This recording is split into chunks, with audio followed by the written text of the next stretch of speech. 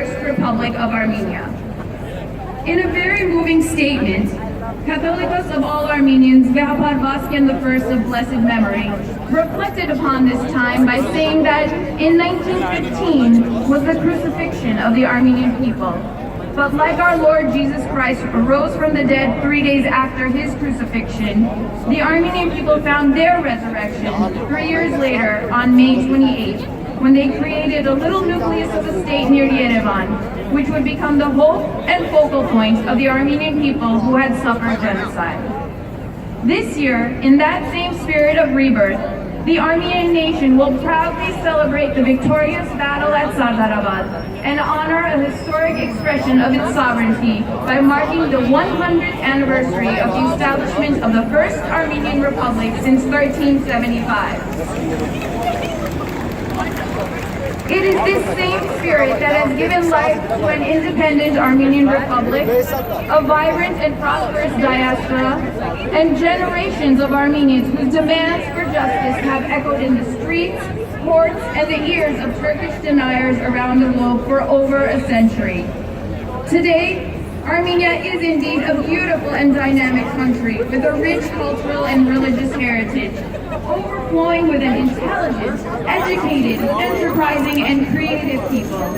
Armenia's irrepressible spirit echoes in all of us. For years, this exciting spirit has been the foundation for Armenia's international reputation, and 2018 promises to be even more exceptional. Throughout the year, the global spotlight will reach new heights as two of the world's most prestigious research centers and museums, the Smithsonian Institution and the Metropolitan Museum of Art right here in New York City, focus on Armenia with feature exhibitions. In February, we commemorated the 30th anniversary of the birth of the Qarabağ movement. Thanks to the courage and sacrifices of dedicated heroes like Major Sarkis Stepanyan, we take pride in the Artsakh Republic's victories against all odds. On October 13th, Yerevan will celebrate its remarkable 2800th anniversary.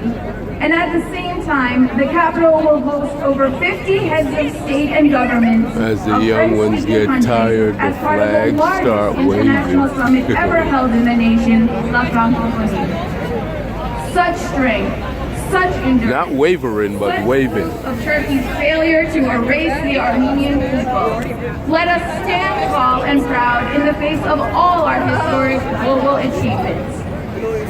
Yes, the crimes perpetrated against Armenians 103 years ago sadly remain unacknowledged by Turkey and others.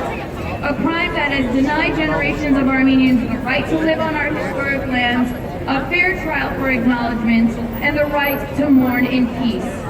Turkey's denial continues to test our strength and endurance. But let the eternal flame that burns in each of us be fueled by this strength and endurance. Let us promise to keep the memory of our 1.5 million blessed saints alive as we strive to build a brighter future from the shadows of a dark past.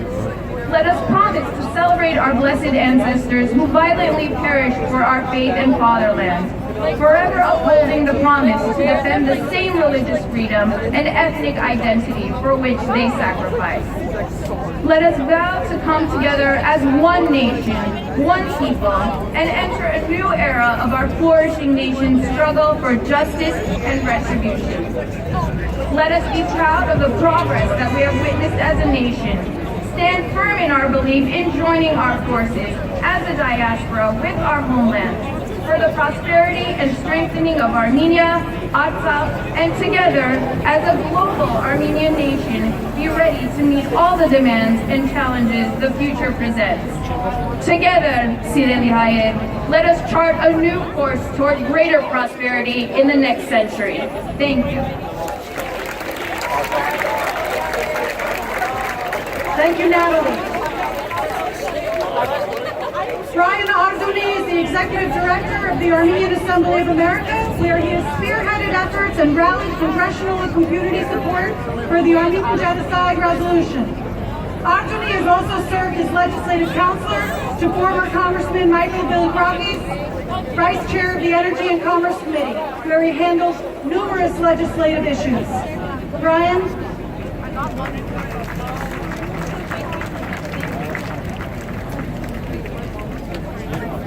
Good afternoon.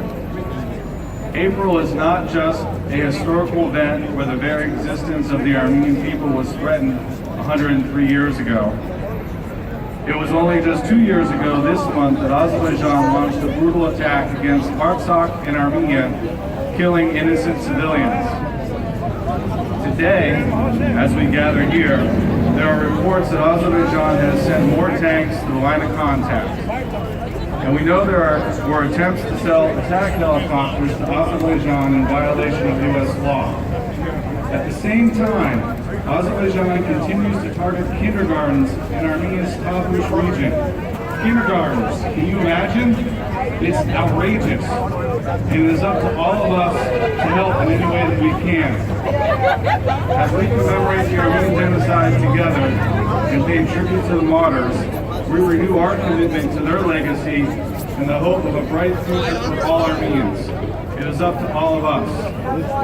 Just last week in Washington, D.C., Congressman Trott from Michigan told us that he asked the leadership for a vote on the genocide resolution. What do we think of that?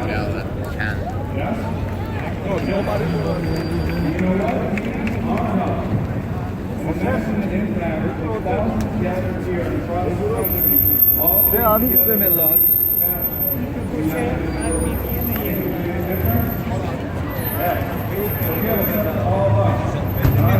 They will all come to Washington, D.C. later this year for our advocacy conference. Together we can make a difference. Together we can get this done. Thank you.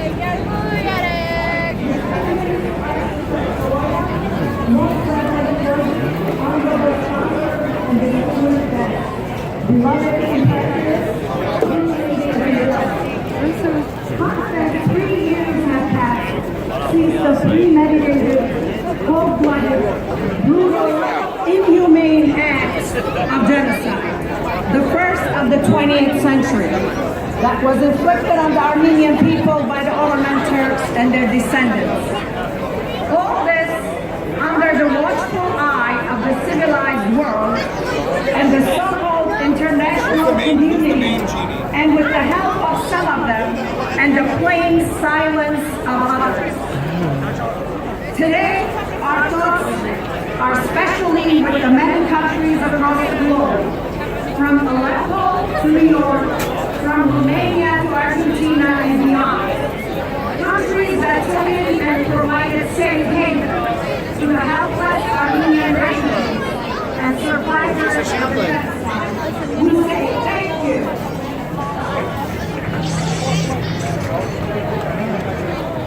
In less than 100 years, we have overcome all odds. We have persevered, thrived, and grown stronger. While our forefathers found freedom in Aleppo and passage to assignment, the new generation has found its freedom in education. We are no longer the starving Armenians, we are the thriving Armenians.